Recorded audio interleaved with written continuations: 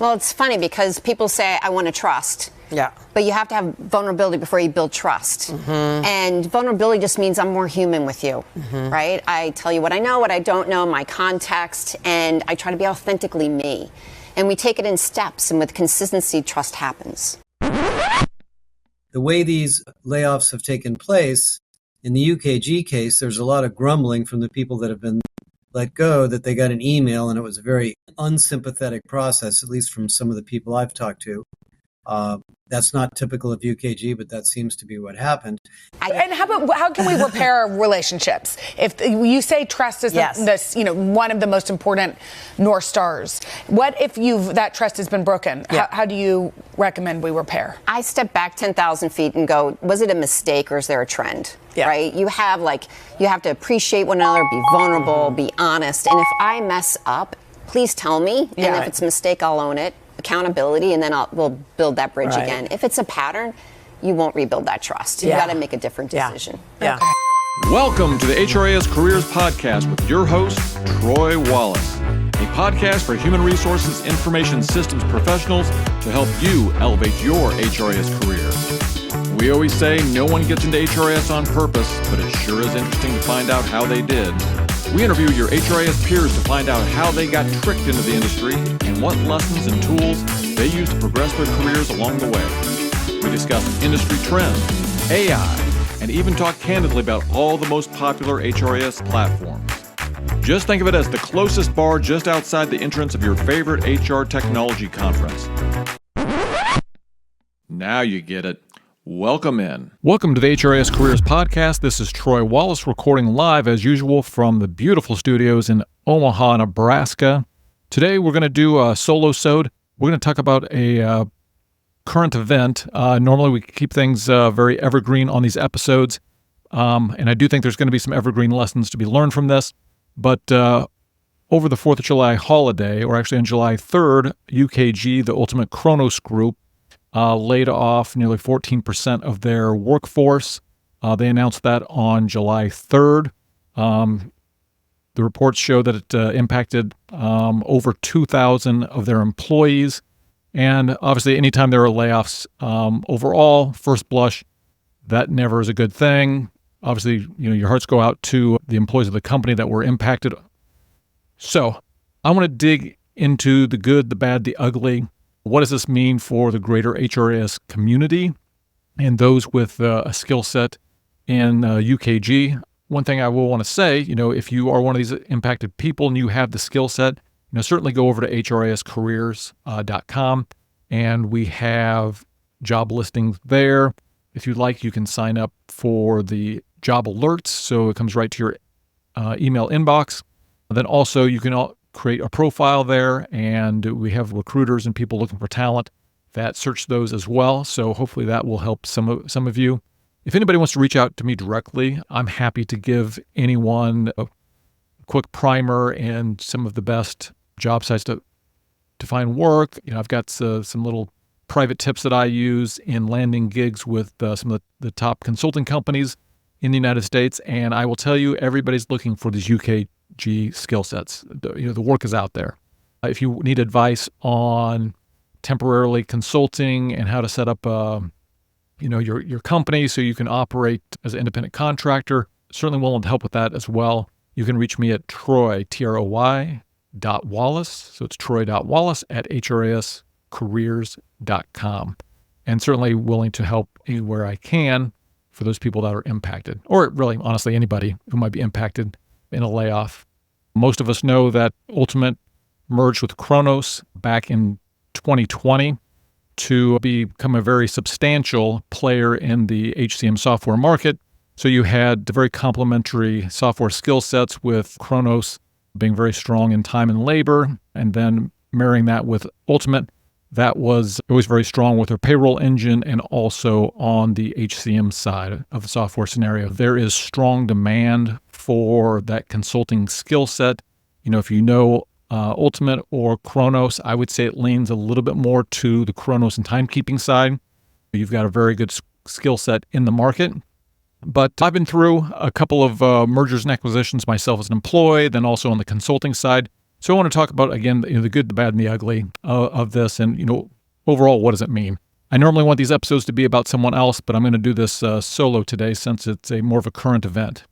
So if you're on YouTube or you want to go over to YouTube, I will have a little more information over there and some screenshots and some of the articles that I pulled information from. So certainly go over there, and while you're over there, you might as well subscribe. So let's start number one with the timing. So there was a lot of noise, especially in like the Reddit communities of, how could you do that over a holiday?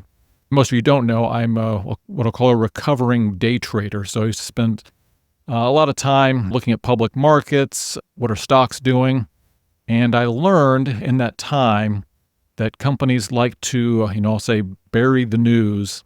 For instance, for a publicly traded stock, if they thought they were going to have some bad earnings, they may pre-warn the markets by releasing it late on a Friday when they think nobody's paying attention. So I don't know that that was the case with the UKG layoff announcement, but to release this out on July 3rd, right before the holiday, but sometimes doing it over a holiday, gives everybody 3 or 4 days to think about it, and maybe you don't get as much of a backlash. We're going to pull from a couple of different articles. So I wanted to go to a kind of hometown newspaper. So you had Kronos that's grown up around the Boston area.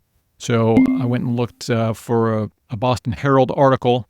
And then I also used an article from the Sun Sentinel and also the PBS affiliate down in Florida, where Ultimate has always been headquartered, to get their perspectives. So you definitely had two ends of the spectrum. So I did pull some information from a Josh Bersin article. He came out very quickly, I believe on Monday or Tuesday after the holiday, with his take. And I'm not going to say he was complimentary, but in his article that I will link in the show notes, he definitely just said it was understandable, right? You're reallocating resources to new important priorities, and sometimes that means consolidating some operations. These companies, UKG and QuickBooks, Intuit, and others, now have to shift resources from human investment in call centers and salespeople and other service professionals to AI systems that actually cost a lot of money to run.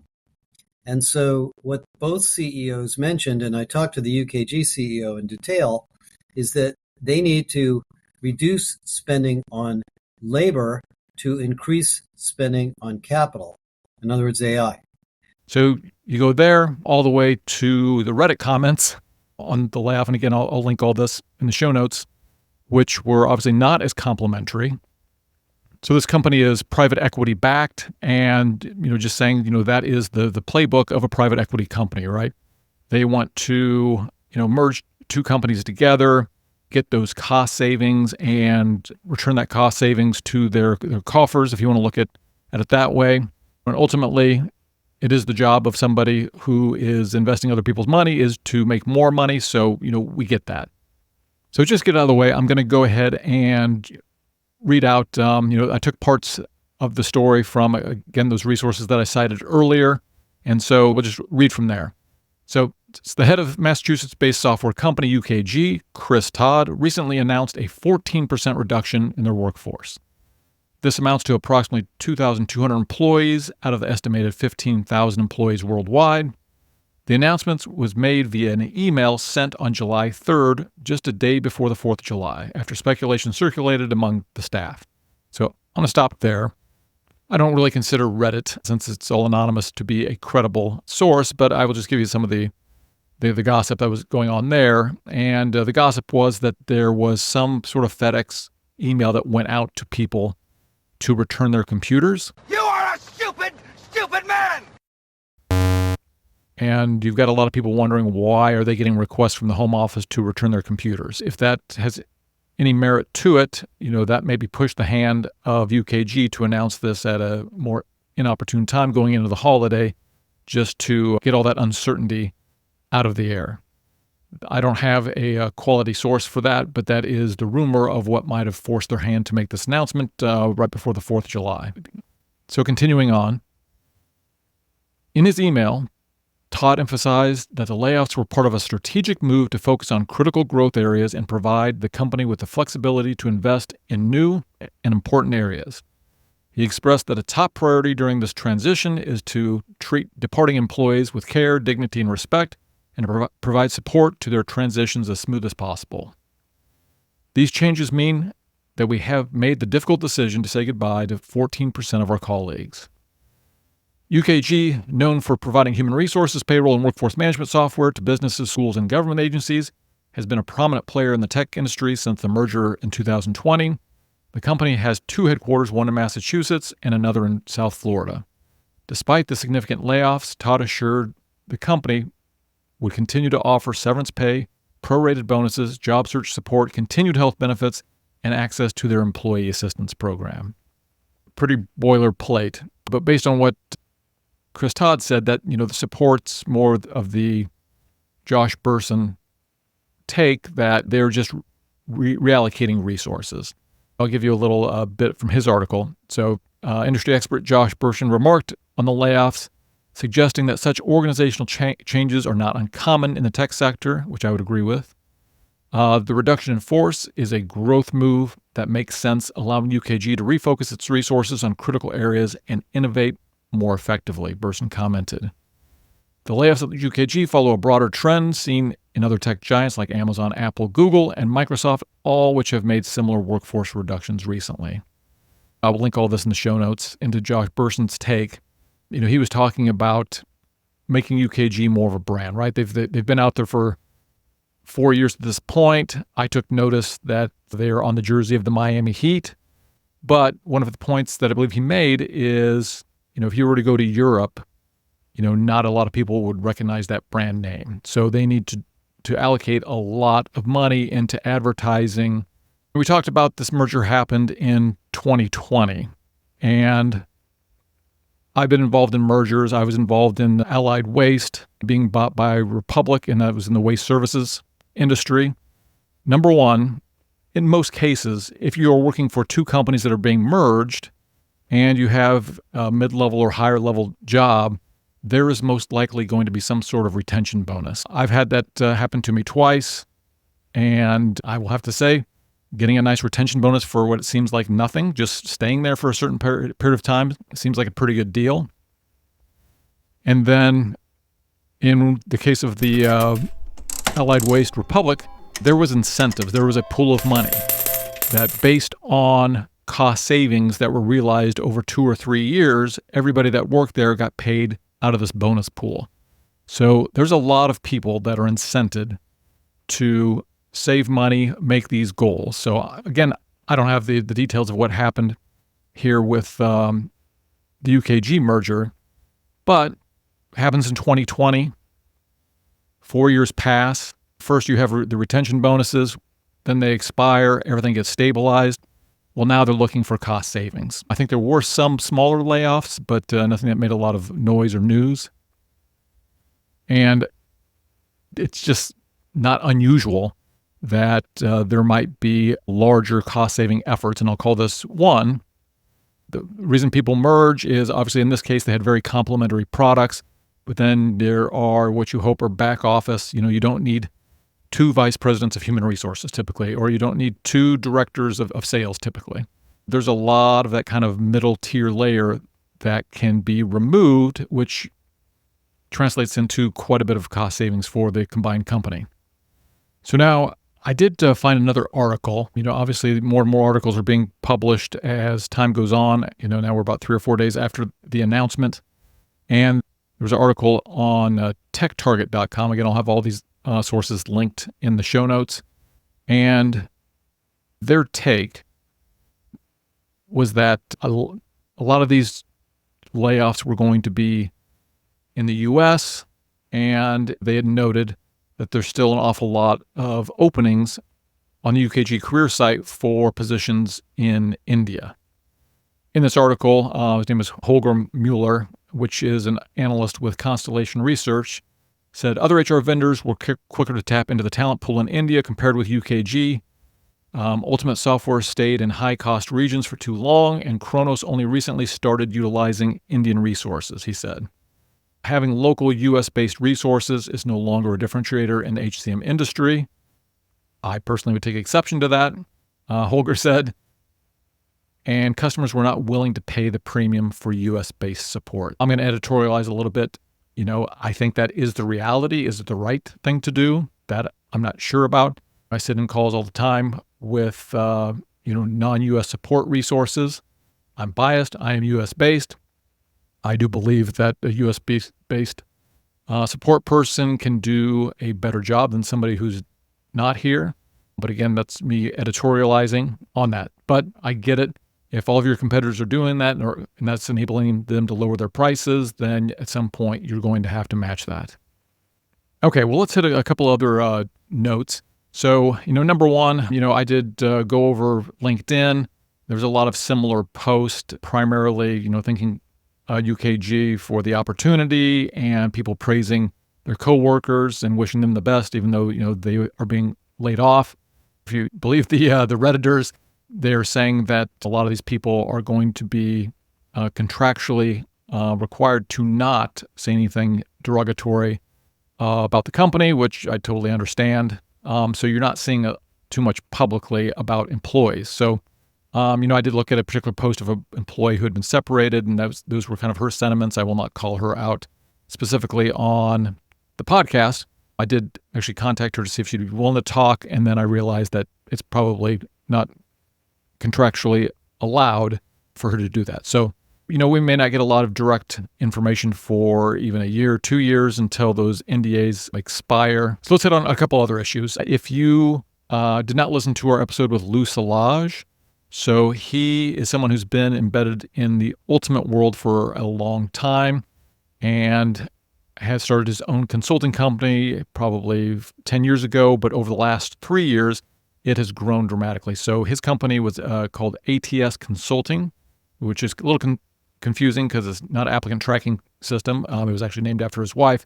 But if you go back and listen to his episode on the HRIS Careers podcast, he's very complimentary of UKG as an organization. And also his consulting firm is growing. As a matter of fact, they just announced that they were merging with HRMS Solutions to create an even larger consulting company supporting UKG products. Based on what I've seen, the cutbacks were wide-ranging, affecting a lot of departments within UKG. I think for the most part, most of these people are probably pretty skilled. Obviously, don't know if one of the efforts here is to reduce the U.S. footprint. My hope is that those people in the U.S., have learned enough about supporting Ultimate and the Kronos side that they're able to go into the consulting world or find good jobs with other organizations that use the UKG platform. My belief is that if you have a solid UKG skill set, especially on the Kronos side, you're pretty valuable in the market. So, we keep on the HRIS Careers job posting board, we keep an eye on what's going on. There's high demand. The hourly rates are good. I know if you really know the product, I personally think that you're going to be okay. There's going to be a lot of landing spots. I get that, any sort of change or unwelcome change is not a great situation. So one of the other things that Josh Bersin talked about was the amount of cash that UKG is spinning off. Really a cash cow. I think he was talking about 30 to 40% margins. If that's the case, that is a very profitable company. So, I don't think that UKG is going away. I would tend to believe that, part of this could be natural cost savings after digesting a merger like they have. I know that I listened to the Payroll podcast, and I'll link that in the notes as well. And they had an episode where they talked about a reasonable size acquisition they did of a payroll processor in Europe. And I suspect that they need cash to do that and continue to expand. I believe that they're going to be one of 3 to 5 HRS vendors that are going to thrive in the next 5, 10, 15, 20 years. And it's kind of a land grab at this point, right? All of these companies are building out to be a one-stop shop.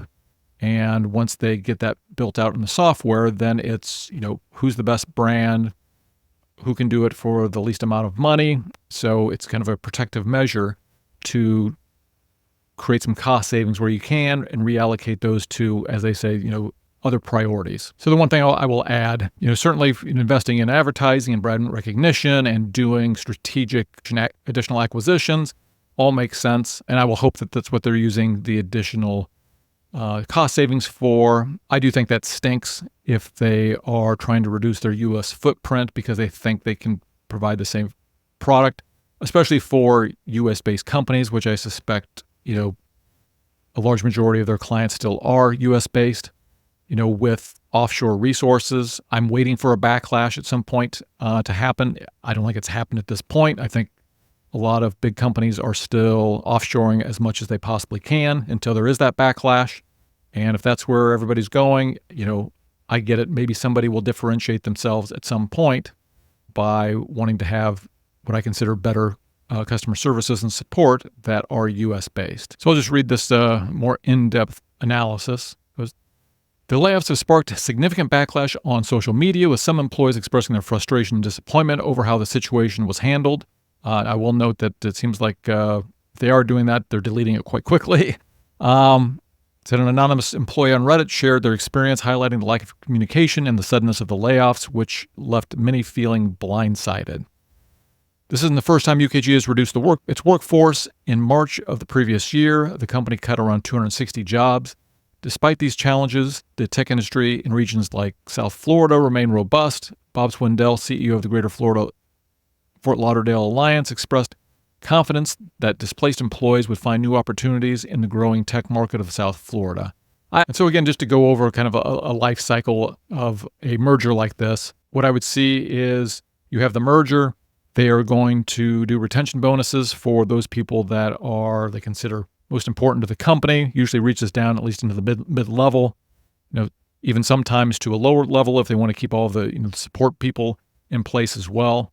Act 2 is, once they feel like they have things stabilized, whether that's 3 months, 6 months. In this case, this happened in 2020. They are going to go and look for cost savings. That's part of the reason that they do these mergers. I did read that, they had hoped that they would be able to reduce by attrition. And maybe this may be a testament to UKG being a good company. The attrition didn't happen as quickly as they thought. So that may have pushed their hand to try and find these cost savings and reduce redundancy. And then again, we've talked about them potentially trying to reduce their U.S. footprint for a lower cost offshore model. Act 3, obviously, at least for this merger, is they need to go battle Workday and Oracle and SuccessFactors. And, there's a whole host of global companies that are trying to serve the global market. There's Deal. There are several others, and they need to go get market share. They need to get their brand recognized. They may need to go out and do acquisitions, and they need the capital to do that. Again, always a tough thing for the people involved, but I would say, especially with a private equity-backed company, this is going to be the playbook. So in closing, change is obviously never easy, especially when it involves workforce reductions. Our thoughts are with all those that are affected at UKG. Certainly, if we have any more updates, we will get it out on our blog or in another podcast or YouTube video. And as always, I thank you for listening to the HRIS Careers Podcast.